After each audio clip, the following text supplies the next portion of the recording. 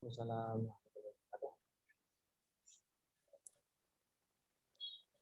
Bismillah, alhamdulillah. Allahumma sholli ala Muhammad wa ala ali Muhammad. Asyhadu an la ilaha illallah, asyhadu anna Muhammadan abduhu wa rasuluh. Amma ba'du. Pertama-tama, puji syukur kehadirat Allah atas rahmat dan karunia-Nya kita masih bisa berkumpul malam ini di dalam majelis yang mulia ini pada tanggal 2 Oktober 2021. Salawat serta salam semoga tetap tercurahkan kepada baginda Nabi Muhammad Sallallahu Alaihi Wasallam serta para keluarga dan para sahabatnya. Insya Allah pada malam ini kita akan melaksanakan kajian rutin bulanan Khidmaters bersama Ustadz Awan Suryana. Agar majelis ini lebih berkah, kita buka dulu dengan bacaan basmalah bersama-sama. Bismillahirrahmanirrahim. Dan dilanjutkan pemaparan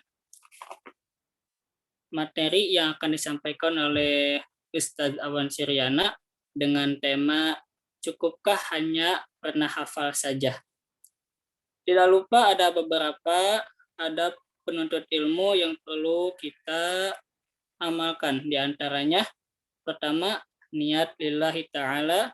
Kedua, selalu berdoa ketika menuntut ilmu. Yang ketiga, bersungguh-sungguh dalam menuntut ilmu. Yang keempat, tidak sombong ketika menuntut ilmu. Yang kelima, menyimak pemaparan Ustadz dengan sungguh-sungguh. Dipersilahkan kepada teman-teman untuk mempersiapkan buku dan alat tulisnya. Dan kepada Ustadz Awan Suryana, waktu dan tempat kami persilahkan.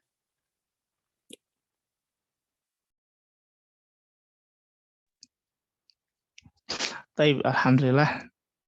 Suaranya terdengar insya Allah ya? Terdengar Ustadz. Terdengar ya, alhamdulillah. Baik, abda'ulakum bitahiyatil Islam. Assalamualaikum warahmatullahi wabarakatuh. Assalamualaikum warahmatullahi wabarakatuh. Alhamdulillahi wa kafa wa salatu wassalamu ala rasulina Mustafa wa ala alihi wa ashabihi wa man tabi'ahum bi ihsanin wa man minkum wafa.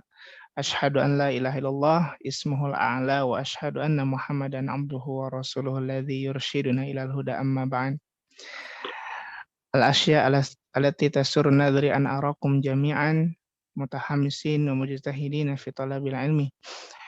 Yang paling berkesan hari ini di mata saya adalah teman-teman semangat ya, berijtihad ya, betul-betul memberikan luang waktu dan sebagainya hanya untuk talabul ilmi. Itu adalah suatu kebahagiaan yang saya lihat hari ini.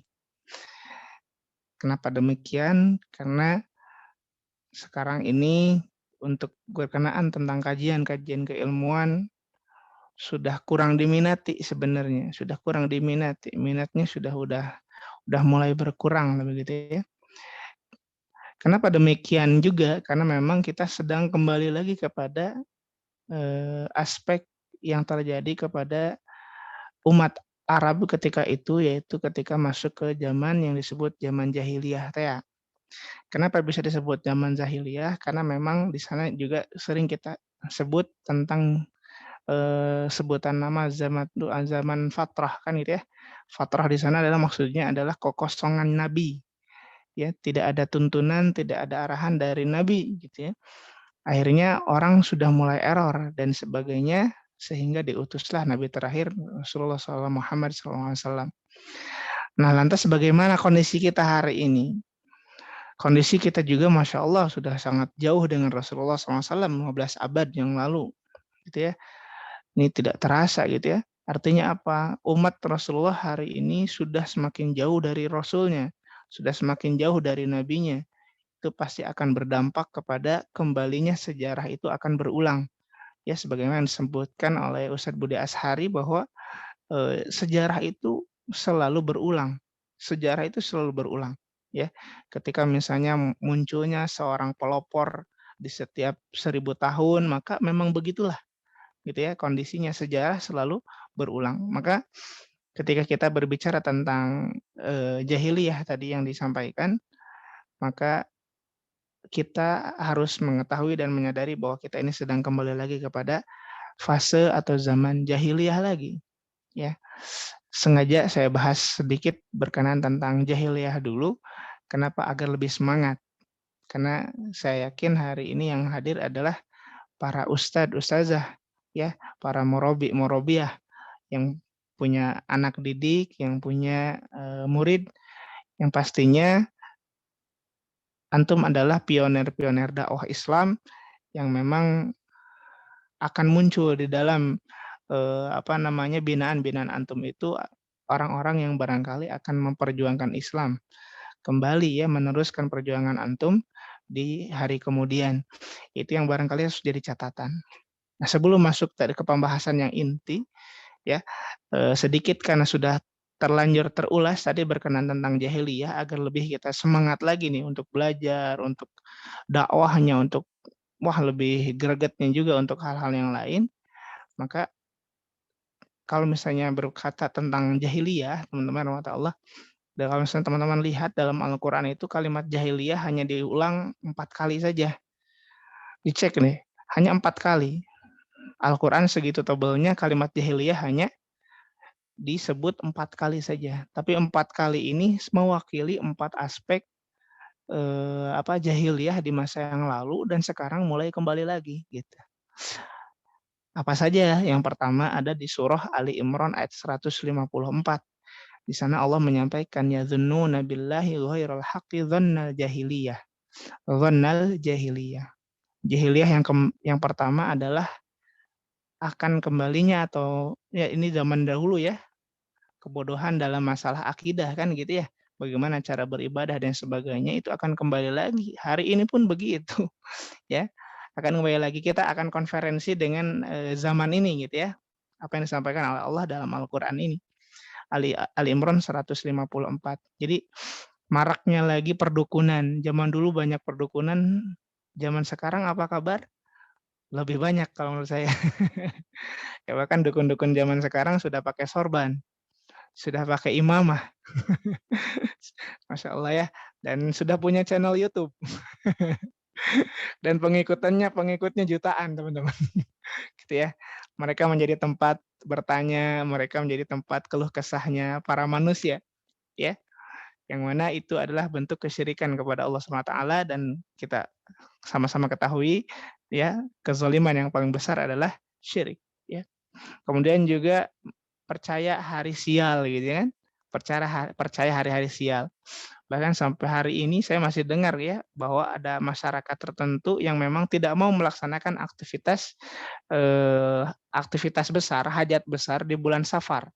Kenapa? Karena mereka meyakini bulan Safar adalah bulan sial, gitu kan, bulannya sial.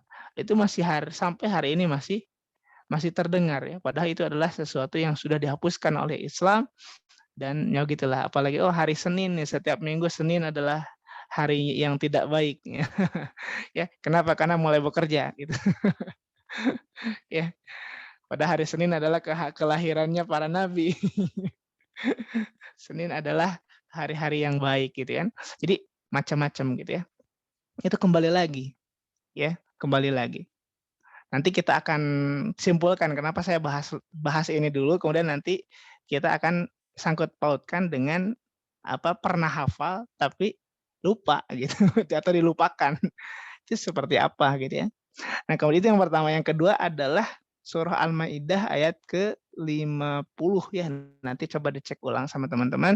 Di ayat yang ke-50 surah Al-Maidah Allah menyampaikan, "Afa hukmul jahiliyati yabghun wa man ahsanu minallahi hukman liqaumi yuqinun." Allah menyampaikan di sana, apakah hukum jahiliyah yang kalian perjuangkan atau kalian sudah mulai kejar atau kalian dahulukan, dan manakah yang lebih baik ya antara hukum Allah dan hukum manusia kan gitu, untuk orang-orang yang beriman.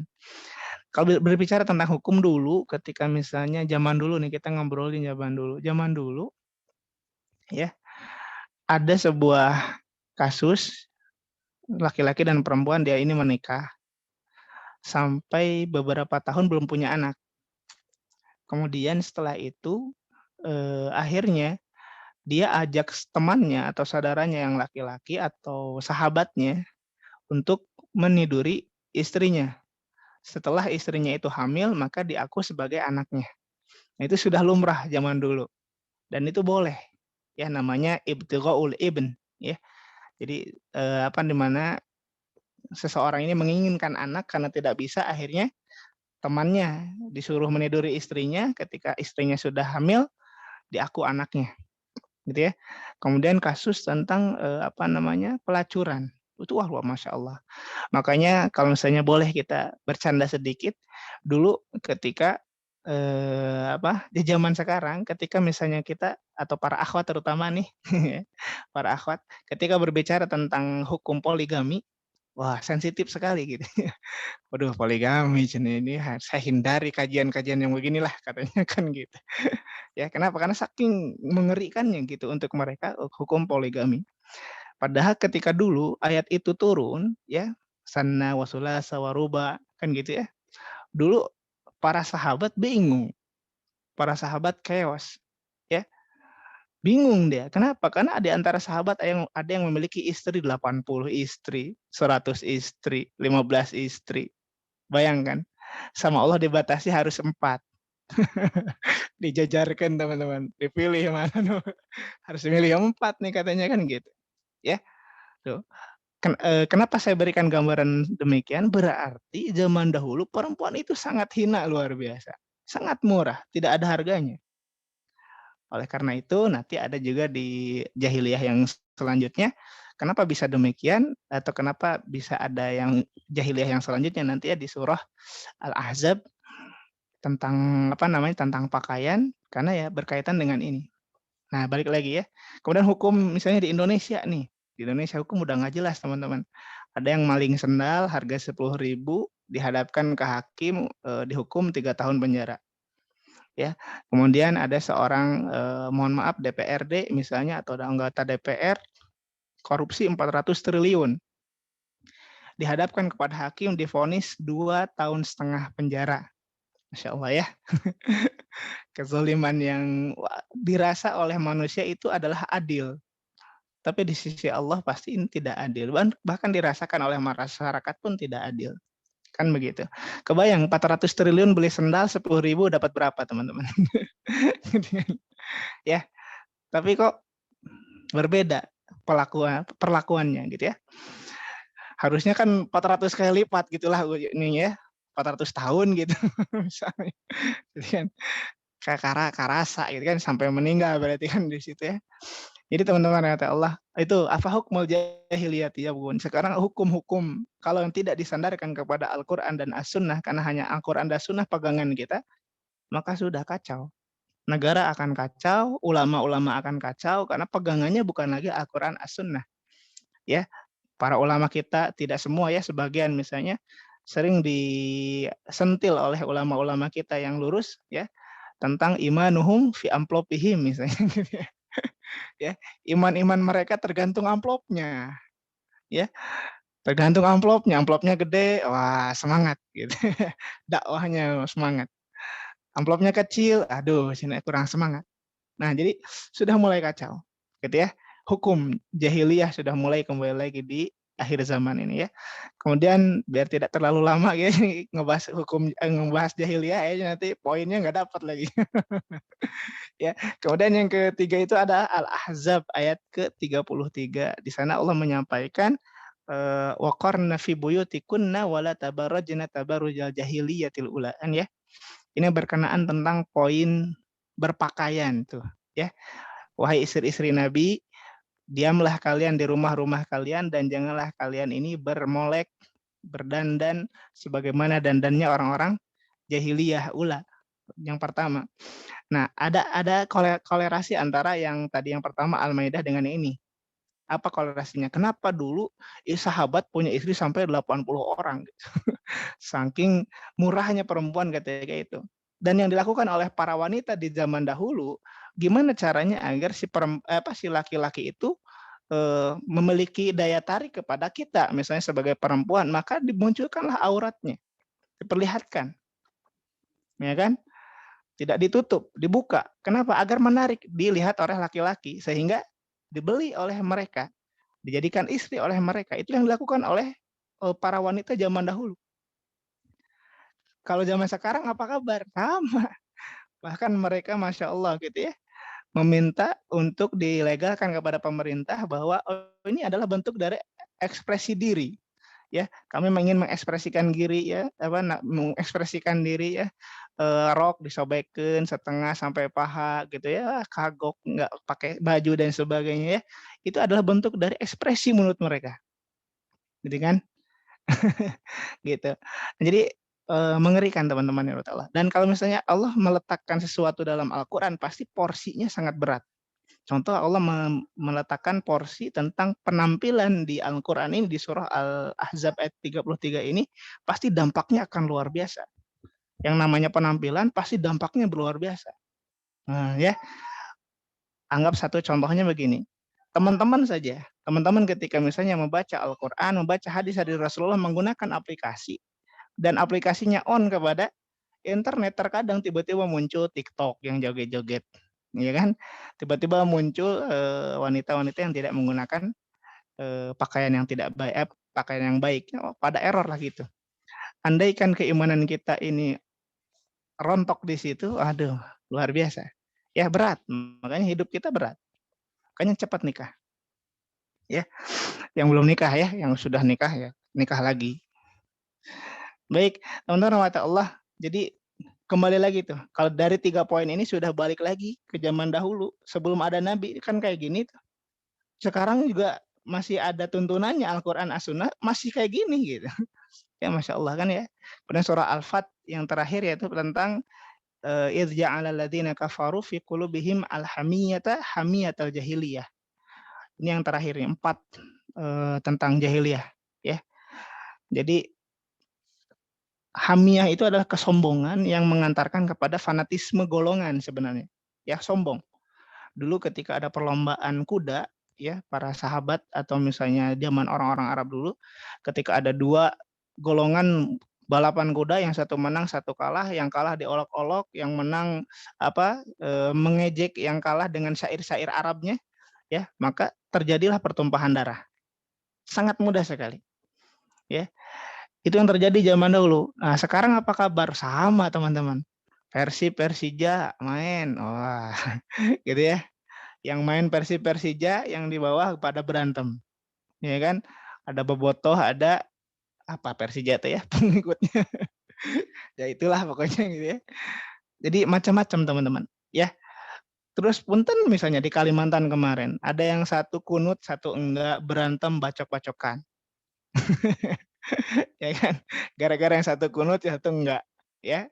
Yang satunya apa tahiyatnya ininya bergerak, ada yang satu dari awal gini, ada yang asyhadu alla ilaha illallah, macam-macam berantem. Ya kan? Fanatisme golongan. Ya. Golongan ini benar, yang itu salah. NU benar, Persis Muhammadiyah salah. Persis benar, Muhammadiyah NU salah. Muhammadiyah yang benar, Salafi ini semuanya error semua. Nah, gitu. Fanatisme golongan. Ya yang itu sudah kembali lagi zaman sekarang. Iya apa tidak? Iya. Gimana lagi, kita harus mengiyakan karena memang begitulah, kembali lagi sejarah selalu berulang. Nah, kenapa saya sampaikan ini teman-teman? Agar jadi motivasi buat teman-teman bahwa teman-teman itu pekerjaannya sangat mulia loh. Sangat mulia. Ya. Jadi teman-teman ini sedang menciptakan peradaban, ya, peradaban yang kembali lagi kepada Al-Qur'an dan As-Sunnah. Maka kalau misalnya teman-teman melakukan aktivitas mengajarnya dengan asal-asalan, tong jadi guru sekalian. Betul? Jangan jadi ustadz sekalian. Kenapa? Karena peradaban Islam itu tidak akan muncul dari guru yang asal-asalan. Tidak akan muncul dari guru yang asal-asalan. Ya. Jadi harus jadi semangat untuk kita bahwa oh inilah zaman kita sudah kembali lagi kepada zaman yang tidak baik, maka pekerjaan kita berarti pekerjaan yang sangat mulia. Nah, karena ketika kita sudah menjadi seorang yang mulia, memuliakan ilmu, kemudian memuliakan murid-murid kita dengan ajaran-ajaran yang kita ajarkan dari Al-Quran dan As-Sunnah, maka kita pun kembali lagi mengisi. Kita ini harus seperti apa, kan begitu ya? Bekal apa yang harus kita siapkan ketika kita bertemu dengan murid-murid kita. Nah, sekarang baru masuk ke poinnya. Wah, mukadimahnya panjang banget ya. Mukadimah panjang banget ya. Mukadimahnya jahiliyah. Isinya apa nih? Gitu ya. Baik, teman-teman, Allah berkenan tentang pernah hafal, ya. Cukupkah pernah hafal kemudian lupa? Maka saya mengajak teman-teman untuk merenungkan hadis riwayat At-Tirmidzi yang mana di sana disebutkan bahwa Anas bin Malik radhiyallahu anhu qala Rasulullah SAW uridtu ala ujuri ummati. Kata Anas bin Malik di sana yang menyampaikan bahwa Rasulullah SAW menyampaikan, aku diperlihatkan, kata Rasulullah, diperlihatkan tentang pahala-pahala umatku. Ya, hatal qazatu yukhrijuhar rajul minal masjid. Ya, sampai sesuatu kotoran, debu yang dikeluarkan oleh seseorang dari masjid. Wah, ayah pahalanya teteh. Diperlihatkan kepada Rasulullah pekerjaan-pekerjaan umatnya. Ya, wa uridtu ala dzunubi ummati falam ara dzanban a'zam min suratin min al-Qur'an au ayatin utiha rajulun tsumma nasiyah. Coba yang mengerti bahasa Arab silahkan terjemahkan ya. Wa uridtu ala dzunubi ummati. Ya, dan aku diperlihatkan tentang dosa-dosa umatku. Tadi pahala-pahala umatku, sekarang dosa-dosa umatku. Falam ara dzanban, dan kata Rasulullah, aku tidak melihat sebuah dosa a'zam yang lebih besar min suratin daripada sebuah surah minal Quran dari Al-Quran au ayatin ya atau sebuah ayat dari Al-Quran utiha rajulun tsumma nasiya. Ya, yang diberikan kepada seseorang kemudian dia melupakannya. Hadis riwayat At-Tirmidzi. Sangat gamblang sekali teman-teman ya. Jadi sekali lagi Rasulullah SAW menyampaikan bahwa aku diperlihatkan sebuah dosa umatku, ya, yang mana aku tidak melihat dosa yang paling besar atau lebih dahsyat dibandingkan seseorang yang dia diberikan surah atau ayat-ayat tertentu dalam Al-Quran, kemudian dia lupakan itu. Ini adalah sebuah teguran keras buat kita seorang penghafal Al-Quran atau pengajar Al-Quran. Ya, bahwa memang ketika kita kondisinya dalam sudah hafal, kemudian lupa, istighfar itu mah berarti.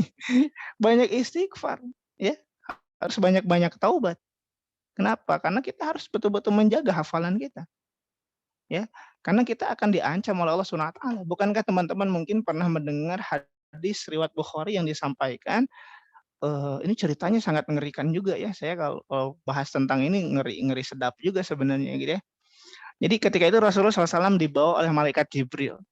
Ya, kemudian suatu ketika Rasulullah melihat ya, tempatnya tidak pernah dia lihat di dunia. Ya, ini tempat sangat asing sekali. Ya, kata Rasulullah. Kemudian tiba-tiba Rasulullah melihat seorang laki-laki yang tergeletak begitu saja. Ya, kemudian ketika datang, ya, ketika Rasulullah lihat tiba-tiba datang seorang laki-laki dari belakang membawa palu besar yang sangat tajam. Ya, tiba-tiba dia berjalan kemudian berdiri di atas kepalanya, sejajar dengan kepalanya. Tiba-tiba itu palu yang tajam itu diangkat, ya, kemudian dihantamkan ke kepalanya sampai kepalanya pecah. Berteriak itu orang sampai Rasulullah merasa wah gitu ya, kasihan, gitu ya. Saking kerasnya itu palu dilemparkan dan kepalanya pecah, palunya terlempar ke paru-parunya ya, palunya sampai terlempar, ya. Ketika si orang ini yang laki-laki tadi yang memukul tadi mengambil palunya lagi, ketika dia berjalan untuk mengambil palunya, kepala orang tadi utuh lagi. Balik lagi. Depan angkat, hajar lagi. Ya, lempar lagi itu si palunya. Diambil lagi, udah utuh lagi kepalanya, hajar lagi. Terus begitu. Sampai hari kiamat begitu. Ya. Kemudian Rasulullah SAW merasa ngilu dan merasa sedih melihat itu, hanya kita pergi ya Jibril, kita pergi. Ya, pergi, ditinggalkan. Tidak mau Rasulullah melihat itu. Tiba-tiba Rasulullah diperlihatkan seorang yang sedang duduk. Ya, seorang duduk, namun tidak bisa bergerak. Tiba-tiba datang di belakangnya, ya, seorangnya kita sudah paham mungkin ya, maksudnya malaikat gitu ya, yang memberikan azab ya, laki-laki ini. Datang ya, kemudian ketika si perempuan seorang manusia itu dilihat sedang duduk, kemudian datanglah seorang laki-laki mendekatinya, kemudian rambutnya dijambak sama dia. Kemudian ternyata si laki-laki ini membawa sebuah cerulit. Cerulit, tahu cerulit? Buat ngarit. Buat ngarit atau buat apa gitu ya. Buat ngambil rumput biasanya. Cerulit yang gitu ya. Ditempelkan ke mulutnya. Ya, kemudian ditarik ke kanan. Ketika ditarik menjerit itu manusia, ya sampai Rasulullah tenghiang-hiang di telinganya karena mendengar jeritannya yang luar biasa. Ditarik ke kanan. Ya kan? Kemudian setelah itu hampir mau lepas gitu ya kepalanya, diambil lagi tuh ceruritnya, ditempelkan lagi. Ditarik ke kiri. Ya, tadi ke kanan, sekarang ke kiri. Ketika ditarik, yang kiri ditarik menjerit, yang kanan utuh lagi. Ya, diambil lagi, masukin lagi, tarik lagi yang kanan, ketika yang kanan robek, kesakitan, yang kiri utuh lagi. Terus begitu. Ya. Kemudian Rasulullah juga di sana merasa aduh, ngeri gitu ya. Ngelihat itu hanya fartahala. Dia pergi lagi. Ya. Kemudian Rasulullah SAW melihat seseorang yang tiba-tiba berada di sebuah kolam yang dimana kolam ini sangat menjijikan, isinya adalah darah dan nanah, ya, sehingga orang tersebut tidak mau untuk kepalanya kecemplung ke sana. Kalau di danau enak, ya, danau air segar, cemplung enak. Isinya darah dan nanah, ya, yang sangat menjijikan, ya. Tiba-tiba orang tersebut ada di tengah-tengah. Ya, ketika orang tersebut ada di tengah-tengah, pasti opsi yang dia pilih adalah ke pinggir. Gak mungkin nyelam, pasti ke pinggir opsinya. Ketika dia sudah mulai berenang ke pinggiran, ternyata di pinggiran itu sudah ada yang menunggu seorang laki-laki. Ya, ketika sudah mendekat, ya maka diambil tuh batu, dilempar tuh sama orang tersebut, dilempar sama batu, gitu ya. Kemudian ketika sampai di pelipisnya, pecah sampai ke belakang, gitu ya. Saking kerasnya berarti ngelemparnya. Dapat ke kepala paling tengahnya hancur sampai ke belakang, ya. Tapi dia masih hidup, dia berjalan terus, berusaha, ya, sambil merasakan kesakitan. Ketika sampai di ujung, dia jambak kepalanya, kemudian si batu kerikil yang sangat tajam itu dimasukkan ke mulutnya, ditekan sampai ke tenggorokannya, sampai kata Rasulullah tenggorokannya pun terlihat seperti keluar biji-biji batu gitu. Ini ya, Rasulullah langsung pengen pergi udah ini ngeri amat kan begitu ya, pergi lah. Terakhir Rasulullah SAW diperlihatkan sebuah bejana yang sangat besar, ya, yang di sana terdengar oleh Rasulullah sebuah jeritan, yang dimana jeritan ini lebih berbeda, lebih menyakitkan dibanding jeritan-jeritan yang Rasulullah dengarkan di 4 poin yang tadi, ya. Jadi Rasulullah tidak bisa melihat apa-apa, hanya wajah yang sangat besar, ya, di bawahnya ada tungku api yang sangat besar. Kemudian Rasulullah meminta ke atas, ini ada apa itu ya? Terdengar sangat menyakitkan, menyedihkan. Meminta kepada Jibril untuk naik ke atas. Ketika naik di atas, Rasulullah menangis, ya. Sedih. Kenapa? Karena Rasulullah melihat 2 orang insan, laki-laki dan perempuan tanpa busana digoreng sama Allah, ya. Di dalam minyak yang panas, dengan dalam bejana yang panas. Ketika orang itu mau naik ke atas, tiba-tiba disambar lagi oleh api dari atas. Ya, ngeri teman-teman. Nah, kita absen satu-satu. Ini cerita tentang apa nih? Yang pertama, ada seorang laki-laki yang dia ini tiba-tiba tergeletak, ya, tergeletak, kemudian kepalanya dipecahin. Siapa dia ya Jibril?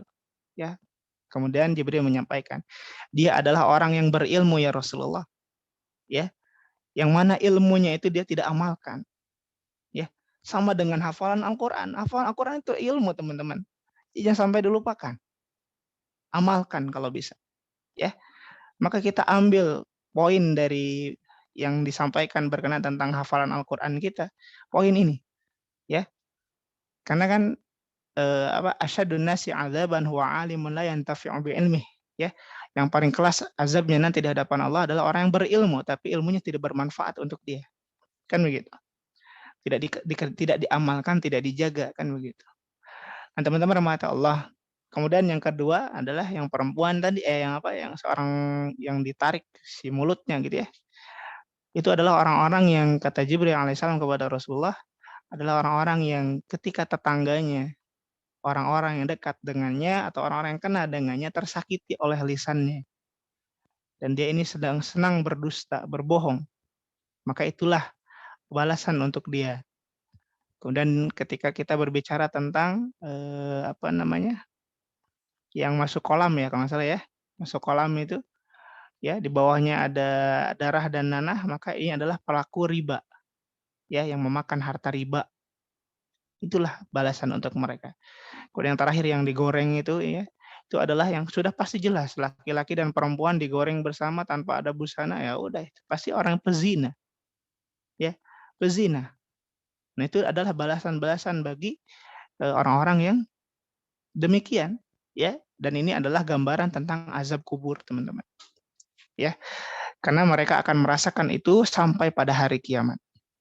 Nah, teman-teman rahmati Allah, dari itu, dari apa yang tadi disampaikan, bahwa betul kita punya tanggung jawab terhadap ilmu yang kita miliki. Tanggung jawab untuk dijaga, tanggung jawab untuk diamalkan terutama, ya. Karena apapun yang kita miliki berupa ilmu itu akan diminta pertanggungjawabannya.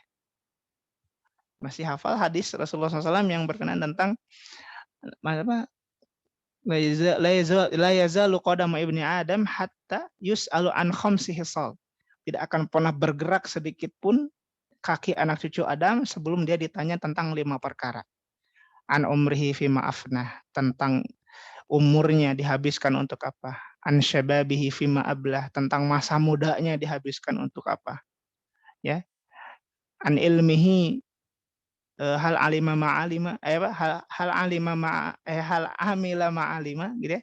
Apakah dia ini mengerjakan apa yang dia sudah tahu? Ya. An malihi, tentang hartanya, 2 harta mah. Ya. Min aina iktasabah wa fima anfaqah, dari mana dia mendapatkannya dan kemanakan itu hartanya. 5 tuh. Salah satunya ilmu, ya.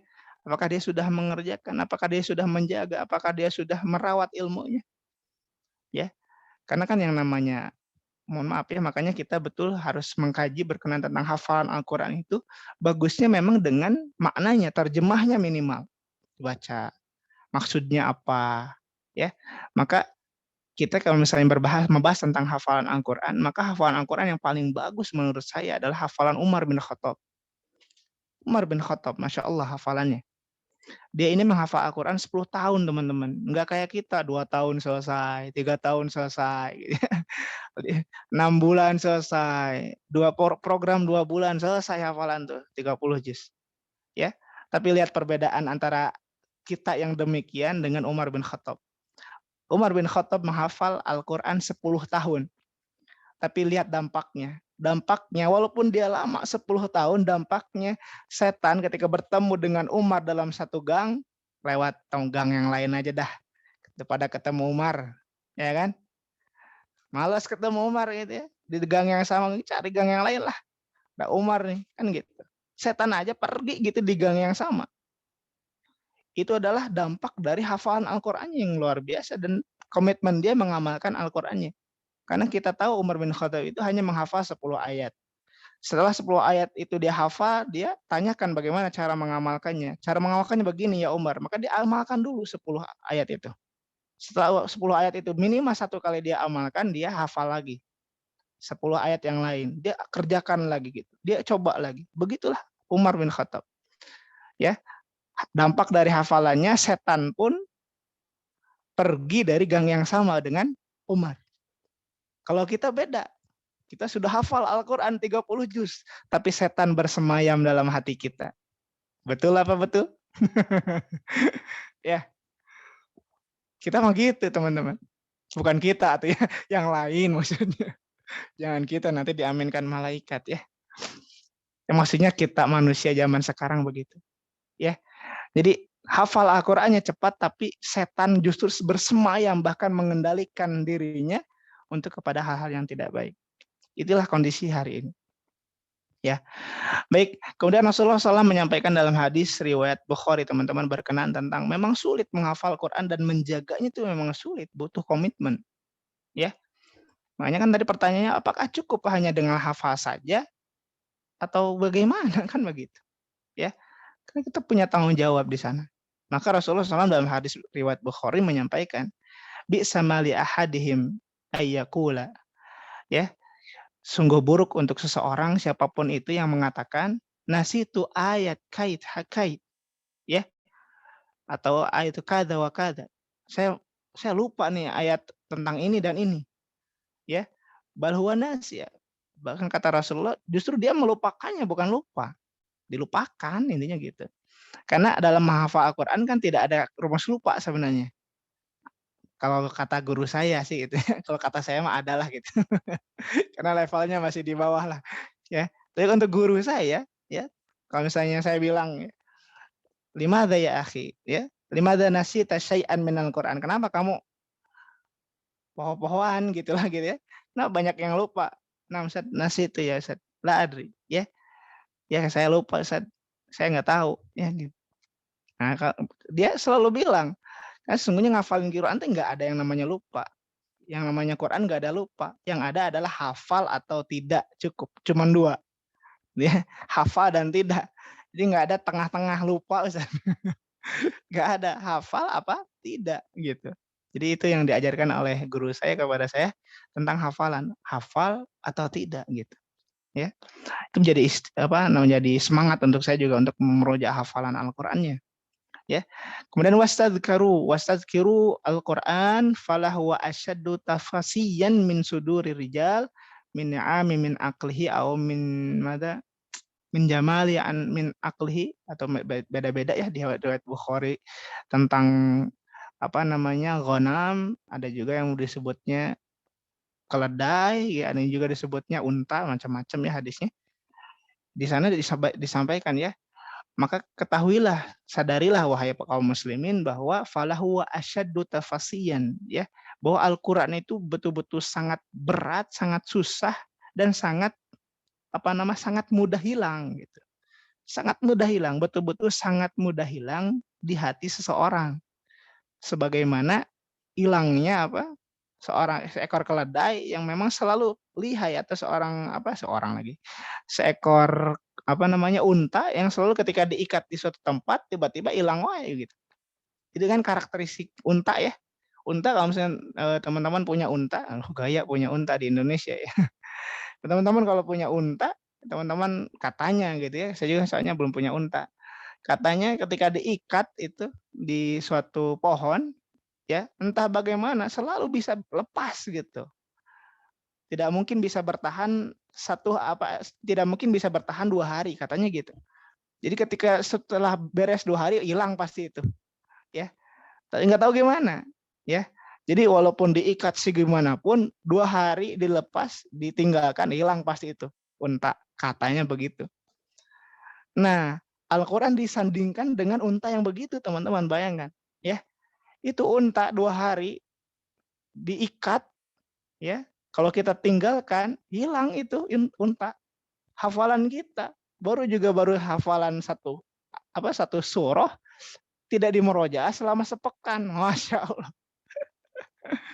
Hilanglah sudah, ya. Unta saja 2 hari hilang, apalagi hafalan kita, gitu ya. Seminggu nggak dimurojaah, hilang semua, teman-teman. Gitu ya. Ini adalah bentuk dari, gambaran dari Allah SWT bahwa begitulah menghafal Quran memang. Butuh komitmen, butuh semangat, ya. Itu pun, teguran untuk saya pribadi untuk agar lebih semangat lagi, teman-teman, ya.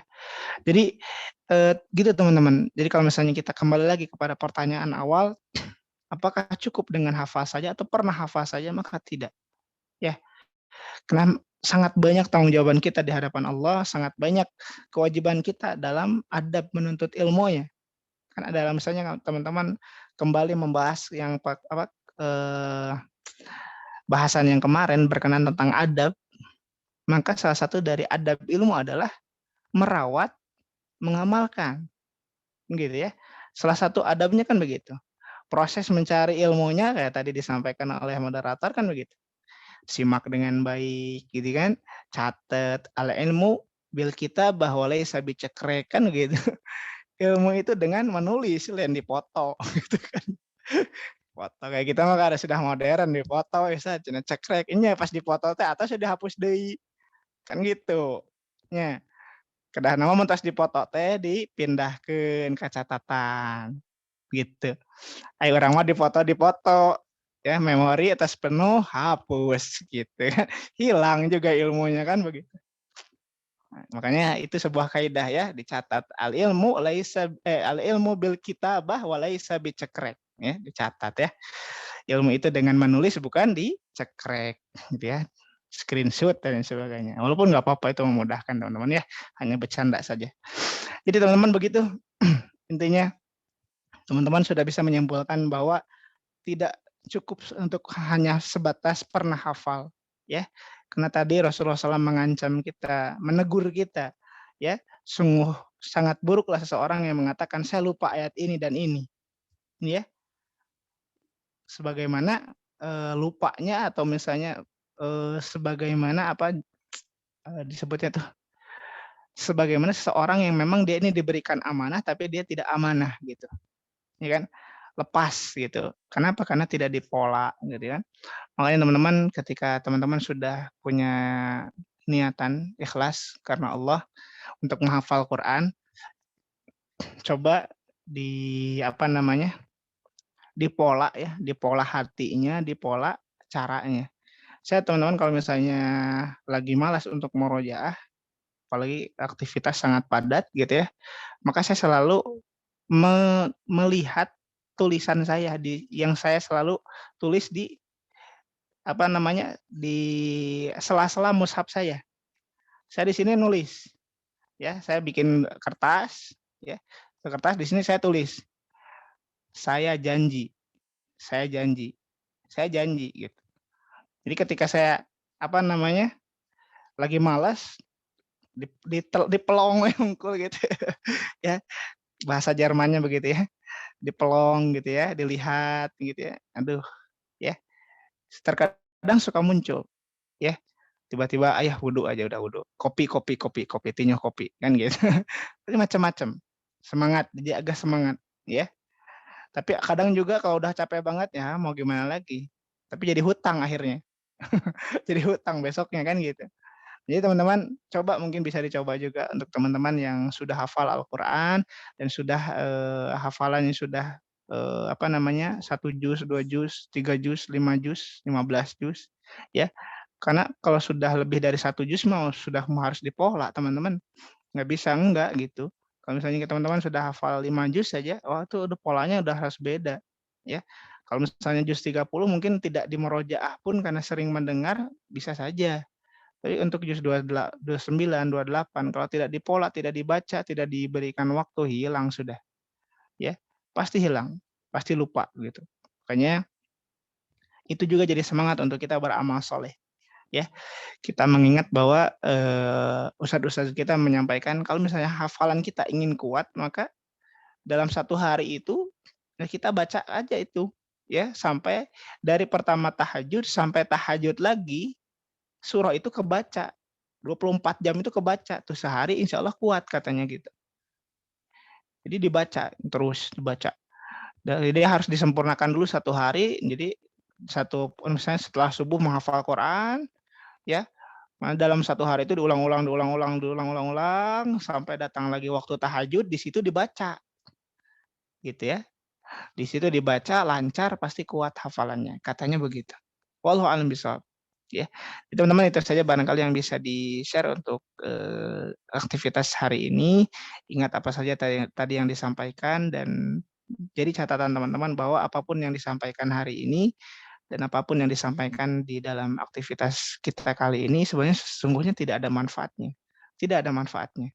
Sebelum sebelum kalian mulai melangkah untuk berubah. Nah, itu ada manfaatnya berarti, ya.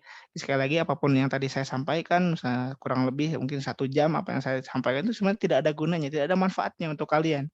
Sebelum apa? Sebelum kalian sudah mulai melangkah di satu tangga yang pertama untuk berproses jadi lebih baik, itu baru manfaat berarti aktivitas kita hari ini. Jadi ayo kita lebih semangat lagi, kita ini adalah guru Al-Qur'an, kita ini adalah dai-dainya Allah Subhanahu wa taala, maka harus betul-betul menanamkan kepada diri kita untuk lebih termotivasi dan semangat. Tadi juga teman-teman dicatat berkenan tentang, hal-hal yang berkenan tentang yang saya ulas berkenan tentang jahiliyah, ini adalah ancaman kita semua, ini adalah, dakwah kita semua yang harus kita betul-betul gencar di sana, ya.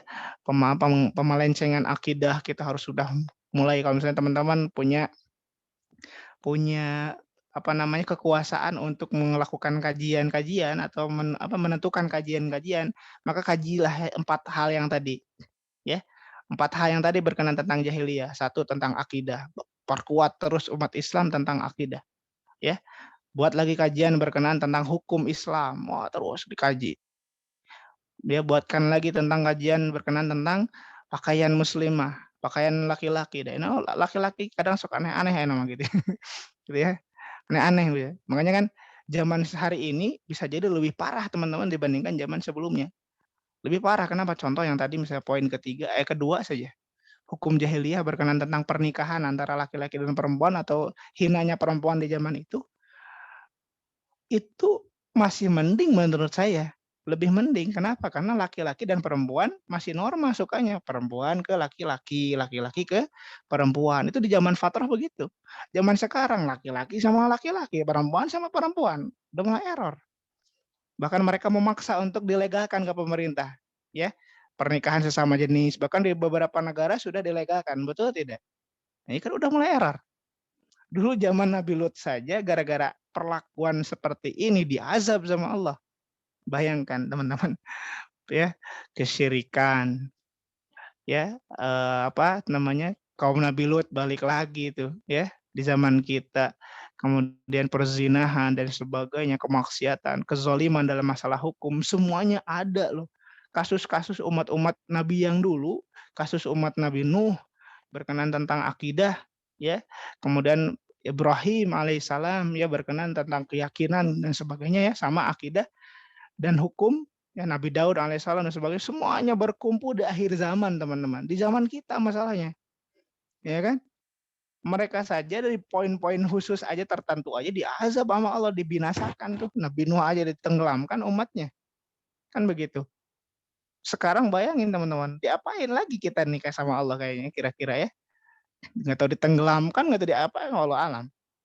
Kenapa? Karena sudah sangat maraknya kemaksiatan. Bahkan kan di beberapa hadis qudsi disampaikan, ketika contoh ada seorang laki-laki dan perempuan, dia sedang bersama tuh, sedang bersama, dia ini bukan mahram, ya ada judulnya pacaran lah kan begitu. Maka bumi di sana yang dia pijak itu, ya meminta izin kepada Allah berteriak, "Ya Allah, saya tidak ridho bumimu ini diinjak oleh para pelaku zina, maka izinkanlah saya membuka perut saya makan mereka," kan gitu. Atau izinkanlah saya untuk bergoncang ya Allah, gitu. Andaikan Allah izinkan teman-teman, mati konyol mereka. Mati konyol teman-teman, ya kan? Makanya kan di pantai saja, laut saja berteriak-teriak kepada Allah.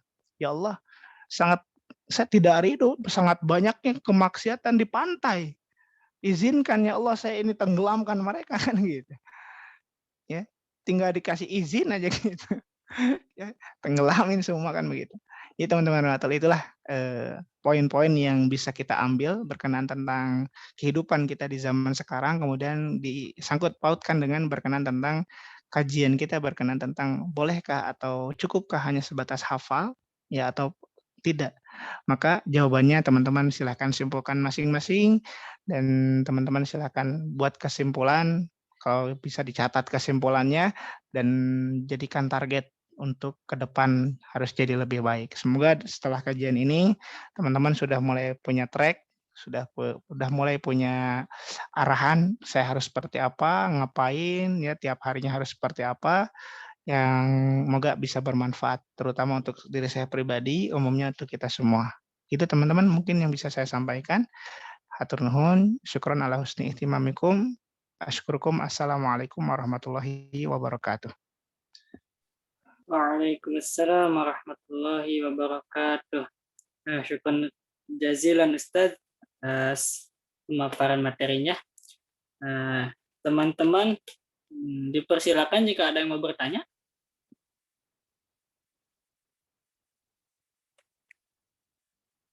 Ada?